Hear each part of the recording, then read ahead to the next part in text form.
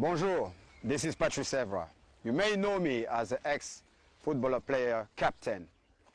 Manchester United, Juventus, the French national team, Monaco, Marseille, etc., etc. Or at Mr. I Love This Game, where I spread that positive energy and the philosophy of life on my social media. What you may not know is at the age of 13, I've been sexually abused by my aid teacher. I've been only recently able to open to the world about this trauma when I released my autobiography last year. As is often the case, the perpetrator was someone who gained both mine and my family trust. Perfect plan was living inside the school, so no more traveling, no more wake up at 5 in the morning. When it came to bedtime, that's when the nightmare began. The person who trusted became my abuser. Every night, the night will start really nicely. He will cook food, let me play video game. Soon, I was in my bed. That's when he will come in my room and trying everything to put my pants down. And I fought back. I even remember tied my shoes laces on my pant, my short, to make sure he didn't succeed. Unfortunately, he did. Then I back home, I told my mother, I don't want to stay anymore in that place. She asked me why, and I never answered to it. Thanks to the woman of my life, Margot, who I trust, I was finally able to talk about my sexual abuse because I feel safe.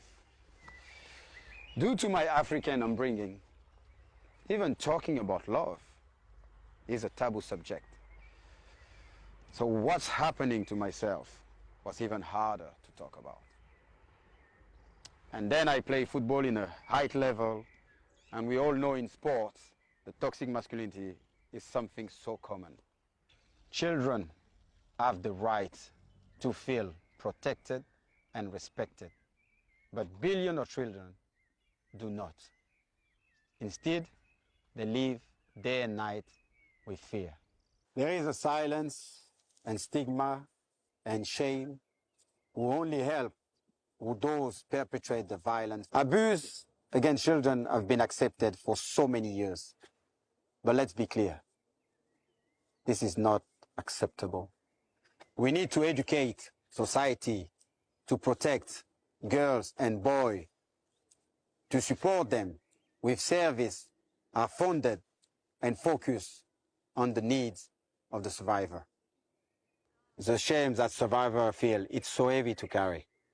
And on my recent trip to West Africa, I was able to meet some survivors who were struggling with their unfair burden.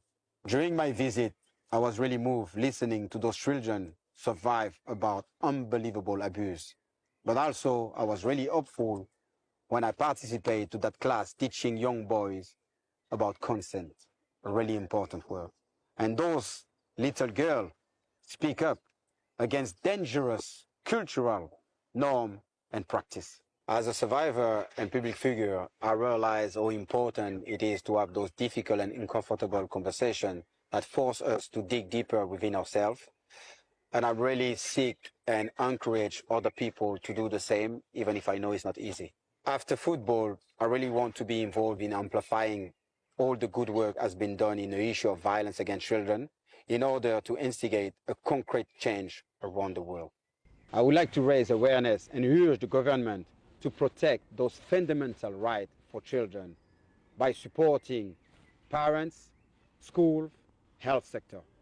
As an extremely positive person, it's important for me to shine a light not only on the problem, but also on the solution.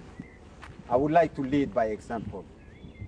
Together, we can change a billion futures.